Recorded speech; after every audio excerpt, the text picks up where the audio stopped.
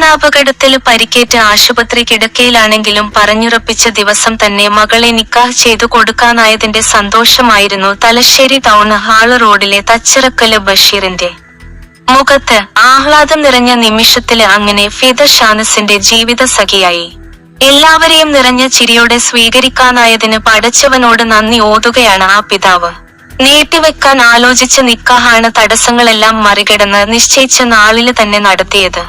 Thalassery Venus കവലയിലെ സഹകരണ ആശുപത്രിയാണ് രണ്ട് കുടുംബത്തിലും ആഹ്ലാദം നിറച്ച വിവാഹത്തിന് വേദിയായത്.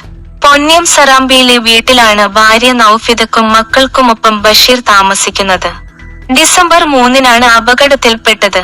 സ്കൂട്ടറില് ഭാര്യയ്ക്കും കുട്ടിക്കുമൊപ്പം തലശ്ശേരിയിലേക്കുള്ള യാത്രക്കിടയിൽ എതിരെ വന്ന് കാർ ഇടിക്കുകയായിരുന്നു.